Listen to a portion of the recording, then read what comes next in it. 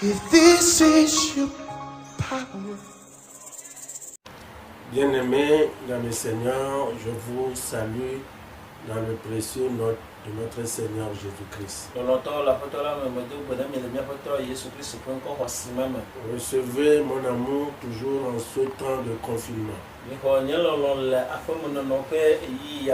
Nous savons que nous nous sommes séparés les uns des autres, mais ce n'est que dans la chair. En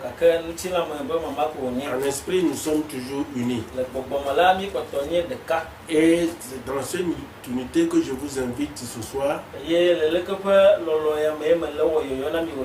à partager avec vous la parole de Dieu.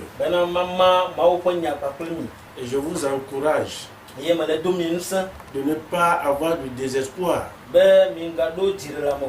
car le Seigneur est toujours avec nous. Et par sa parole, il va nous fortifier pour que nous sortons victorieux au nom de Jésus. Ce matin, je voulais qu'ensemble nous partageons notre enseignement dans le livre de Abdias.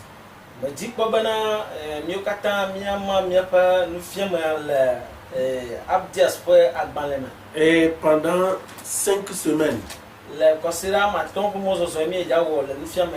nous allons faire l'étude du livre d'Abdias.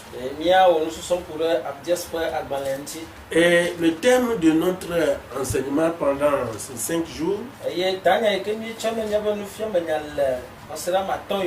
c'est le jugement de Dieu sur les ennemis de son peuple. Les ennemis de Dieu, le jugement de Dieu sur les ennemis de son peuple. Nous allons prier. Éternel notre Dieu, nous bénissons ton nom et nous savons que ta parole est vivante et tu envoies ta parole pour nous guérir, pour nous délivrer, pour nous bénir, et nous demandons que par ta grâce, cette parole que nous allons entendre pendant ces 5 semaines puisse délivrer quelqu'un, puisse sauver quelqu'un, puisse guérir quelqu'un, et que toute la gloire te revienne au nom de Jésus. Amen. Amen. Nous disons que nous allons travailler dans le livre d'Abdias. Et le livre d'Abdias est le plus court de l'Ancien Testament. Et il se présente comme une prophétie sur la nation d'Édom. Il est écrit dans la période de 855 à 840 avant Jésus-Christ.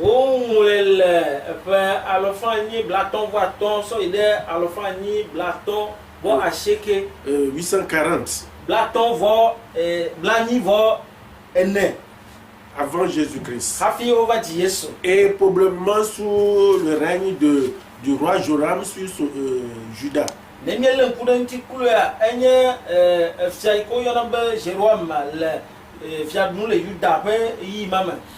le livre d'Abdias est écrit juste pour montrer que Dieu punit ceux qui font du mal à son peuple.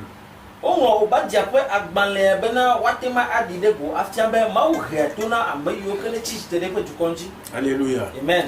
Et nous allons structurer ce livre en disant, nous allons diviser le livre en 2 parties.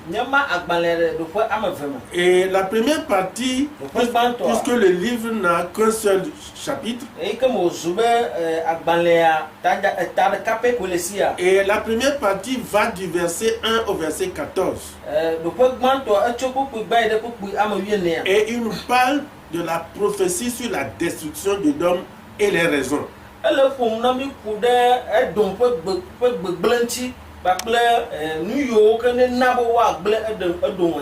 Et dans cette première partie, Nous allons voir du verset 1 au verset 2 l'annonce du jugement d'Édom. Et nous allons voir du verset 3 au verset 9 la ruine d'Édom. Nous allons voir du verset 10 au verset 14 les raisons du jugement d'Édom. Et nous allons voir la deuxième partie qui parle du jour de l'Éternel. Et dans cette deuxième partie, nous allons voir du verset 15 au verset 18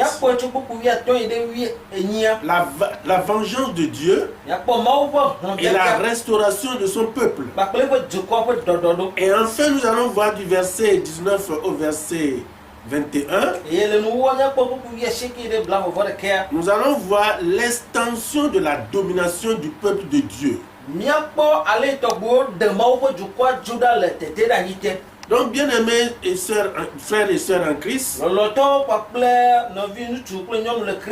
nous allons donc sans tarder aborder la première partie qui va du 1er au 14e verset et qui nous parle de la prophétie sur la destruction de l'homme et ses raisons. Et nous essaierons de voir le premier point qui couvre les deux premiers versets et qui nous parle de l'annonce du jugement d'Édom. Donc nous allons lire les deux premiers versets.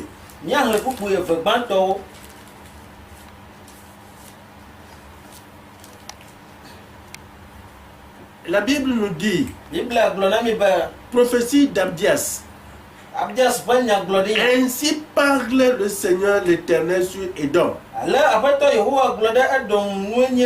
Nous avons appris une nouvelle de la part de l'Éternel. Et un messager a été envoyé parmi les nations. Levez-vous. Marchons contre Édom pour lui faire la guerre. Voici, je te rendrai petit parmi les nations. Tu seras l'objet du plus grand mépris. Alléluia. Amen.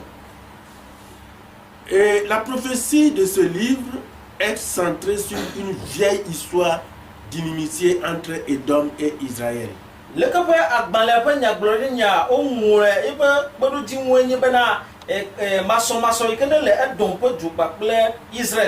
Et les Édomites sont les descendants d'Ésaü.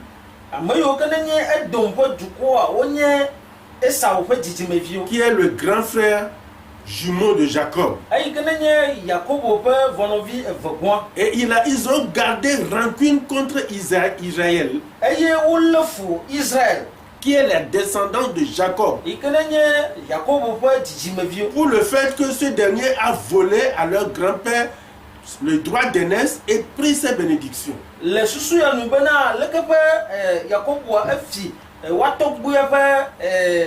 Donc pour cela, ils ont gardé inimitié entre les enfants d'Israël. Et les Édomites se sont farouchement opposés à Israël, le peuple choisi de Dieu. Bien-aimés dans le Seigneur, lorsque le peuple de Dieu ou bien l'enfant de Dieu se trouve dans une situation difficile,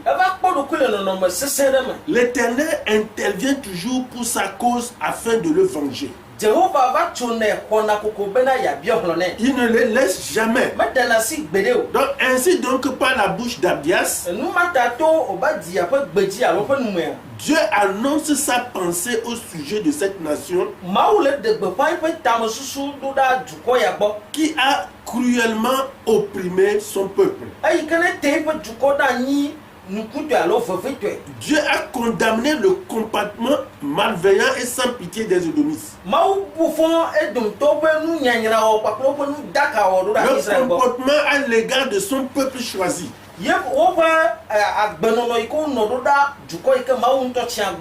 dans le Seigneur, il est donc rassurant de savoir qu'en tant que chrétien, Dieu n'est pas ignorant ou indifférent de tout ce qui nous arrive.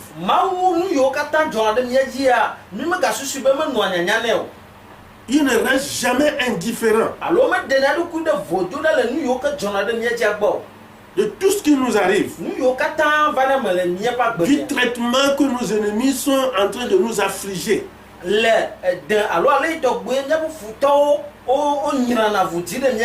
Et des situations que nous traversons. Dieu n'est pas ignorant de ces choses. Il ne reste pas aussi indifférent.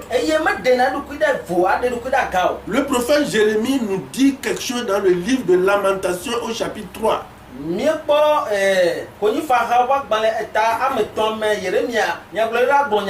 Les versets 35 et 36. Il dit, quand on viole la justice humaine, à la fin du très haut, quand on fait tort à autrui dans sa cause, le Seigneur ne le voit-il pas? Alléluia. Amen. Jérémie veut savoir si on fait injustice dans le jugement, pour quelqu'un en face de Dieu, est-ce que Dieu ne le voit pas?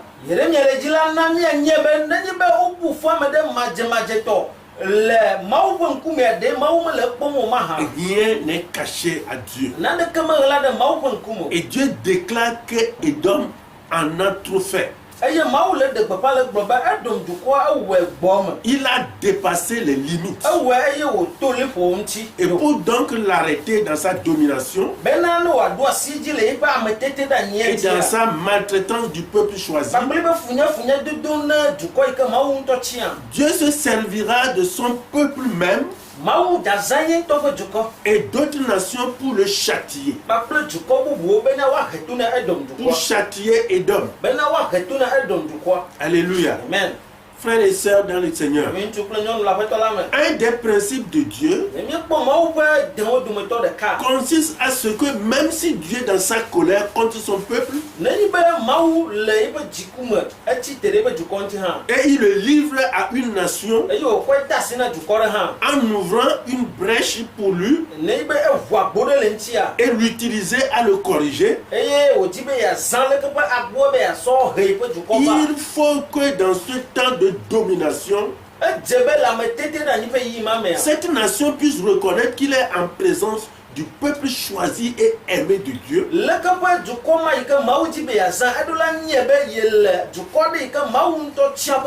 pour savoir faire usage de la verge de correction que Dieu lui a donnée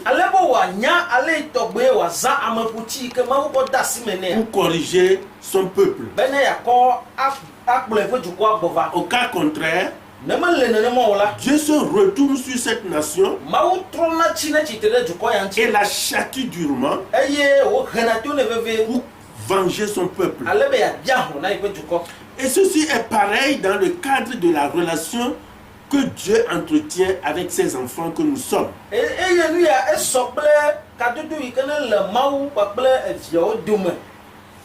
Nous qui sommes aujourd'hui les croyants sous la grâce. Si Dieu ouvre une brèche sur nous et permet à quelqu'un de l'utiliser pour nous corriger, et si la personne voulait profiter pour dépasser les bornes, Dieu venge encore. Alléluia. Amen. Dieu donc envoie un messager pour leur porter la nouvelle. Notre Dieu est juste. Il corrige, mais il est compatissant. Plus qu'un père terrestre, plus qu'un père terrestre, Il ne châtie pas ses enfants dans le but de les détruire, mais pour les redresser sur le chemin de la vie éternelle. N'ayons donc pas peur de Dieu, mais ayons pour lui une crainte d'obéissance. L'obéissance d'un bon père. La crainte que nous devons avoir de l'Éternel, ce n'est pas que nous aurons peur de Dieu pour le fur, mais notre crainte sera l'obéissance que nous aurons à Dieu. Parce que c'est un bon père. Et on est censé toujours obéir à un bon père. Alléluia. Amen. Bien-aimé dans le Seigneur, Dieu par ma bouche annonce à toi, enfant de Dieu fidèle, à toi peuple fidèle de Dieu, et qui m'écoute ce matin, toi qui es méprisé et vivant sous l'oppression des méchants, maltraité nuit et jour, et qui ne cesse de lui crier je t'annonce que le moment de ta vengeance est arrivé. Aujourd'hui est le moment de ta vengeance.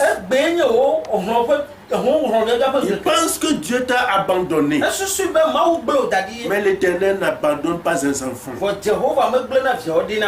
L'Éternel seulement châtie ses enfants. Et la Bible dit il châtie celui qui aime. Et il le châtie pour le redresser.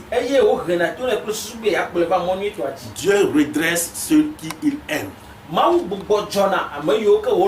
Alléluia. Amen. Donc, tout comme l'Éternel signifia à son peuple de se lever. Non, il leur dit de se lever et faire la guerre aux frères ennemis qui sont ennemis du peuple de Dieu, enfants de Dieu, chrétiens. Lève-toi pour combattre spirituellement. Par la prière. Il faut combattre tes frères ennemis. Ils se disent tes frères, mais ils se sont levés contre toi. Tu dois te lever et combattre un combat spirituel par la prière, car c'est le moment de ta vengeance. Et Dieu sera de ton côté et tournera la situation en ta faveur. Amen. Amen. Dieu va affaiblir tes ennemis. Aie seulement confiance en la parole de Dieu. Car tout ce que la bouche de Dieu a dit, il l'accomplit toujours. Et à vous, ennemis de mon peuple, toi, le persécuteur de l'enfant de Dieu, qui pense que Dieu a abandonné son peuple, qui pense que Dieu a abandonné son serviteur, et dont tu te fais le grand dominateur. Voici ce que l'Éternel, le Dieu Tout-Puissant, le Dieu de Jacob t'annonce. Alléluia. Amen. Il te rendra petit parmi les nations. Tu seras l'objet du plus grand mépris sur cette terre des vivants. Alléluia. Amen. Et toi qui veux encore dominer le croyant, veux le maltraiter, veux le faire souffrir, je t'invite à te préparer à la rencontre du Dieu de Jacob. Bien-aimé dans le Seigneur, Dieu est vivant. Il ne nous oublie pas. Il ne reste jamais indifférent à ce qui nous arrive. Il nous aime. Et il ne nous abandonnera jamais dans les mains de nos ennemis. Ce qu'il cherche de nous, c'est que nous revenons sur la bonne voie. Il veut seulement nous redresser. Ayons confiance en lui. Il nous vengera à coup sûr. Ceux qui pensent qu'il nous a abandonnés, Dieu nous vengera. Que le Seigneur bénisse quelqu'un. Alléluia. Amen. Ici prend fin notre premier point. Alléluia. Amen. Le jugement, le terme, le jugement de Dieu sur les ennemis de son peuple. Et la première chose, Dieu annonce sa pensée vers ses ennemis.